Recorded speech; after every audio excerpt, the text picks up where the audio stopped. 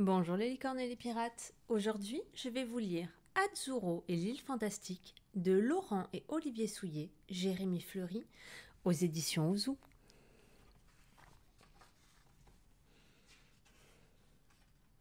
C'est le printemps. Azzurro et Jippy aidaient Morgane, la petite sorcière, à nettoyer la maison de Pustula. Avant de partir, celle-ci avait laissé 2 consignes sur un vieux parchemin. La première, ne pas abîmer les toiles d'araignée, et la deuxième, interdiction de toucher au tissu noir.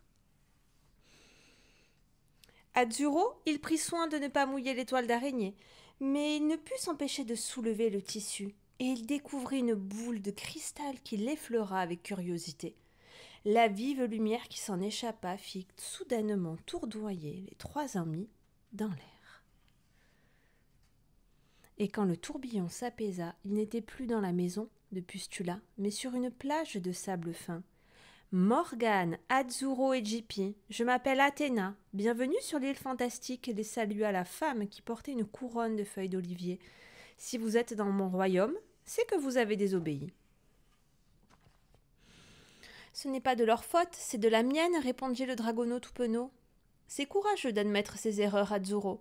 En récompense, je t'offre cette amulette. Elle te sera précieuse, expliqua Athéna avec douceur.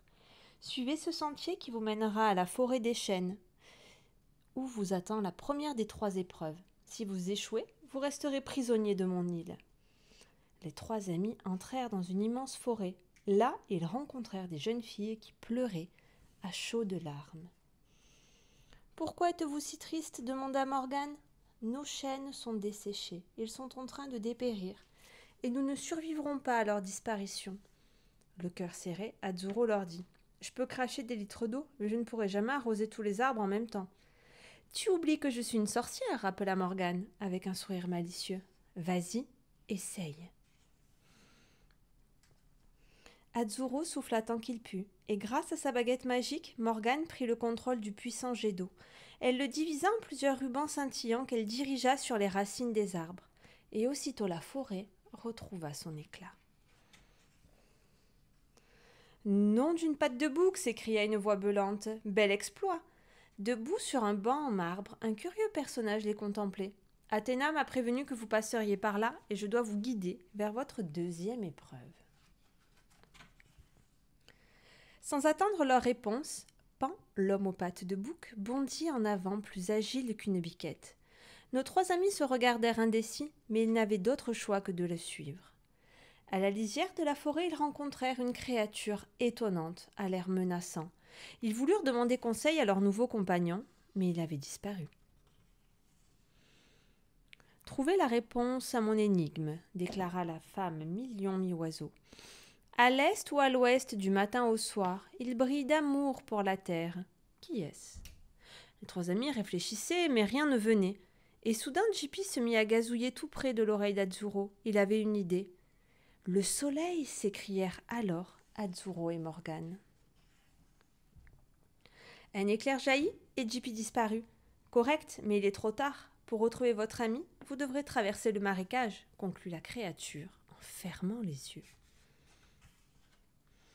Tremblant, Azzurro était sur le point de fondre en larmes. Mais Morgane força le petit dragon à déplier ses ailes. « Suis-moi, Azzurro, ce n'est pas le moment de se laisser abattre. On doit continuer si on veut retrouver Jippy, » l'encouragea-t-elle, déterminée. Morgane et Azzurro volèrent le plus rapidement possible. Ils se retrouvèrent bientôt enveloppés par des vapeurs nauséabondes qui s'échappaient du sol. Et soudain, un gigantesque dragon se dressa devant eux. Ses 7 têtes surmontées de cornes soufflèrent de terribles flammes dans leur direction. Le dragonneau cracha un immense jet d'eau qui les repoussa. Morgane s'apprêta à lancer un sort quand elle disparut, elle aussi, dans un éclair. La bête en profita pour revenir à la charge. Terrifié, Azzurro trouva pourtant le courage de zigzaguer entre les têtes et réussit à leur jouer un tour. Tout emmêlé, le terrible dragon était maintenant piégé, mais Azzurro n'avait pas la force de se réjouir. Au loin, il pouvait voir un temple perché au-dessus des nuages. Épuisé, Azzurro n'arrivait plus à voler, et pour se réconforter, il serra l'amulette contre son cœur. À ce geste, une bête fabuleuse apparut alors et d'un battement d'ailes créa un pont merveilleux jusqu'au temple. Athéna l'y attendait. Gippy et Morgane se tenaient à ses côtés, souriant. Azzurro, toi et tes amis avez fait preuve d'un grand courage. À chaque défi, vous avez su vous entraider. Votre amitié est un trésor inestimable, prenez-en soin. Puis, d'un signe, Athéna, un éclair de lumière, ramena les 3 amis à la maison. Et plus tard, lorsque Pustula rentra chez elle, elle remarqua tout de suite que le tissu noir avait été déplacé. Mais elle ne dit rien, car une petite bêtise permet parfois de grandir, pensa-t-elle en souriant. Cette histoire vous a plu ? Laissez-moi en commentaire les prochaines histoires que vous aimeriez que je vous raconte.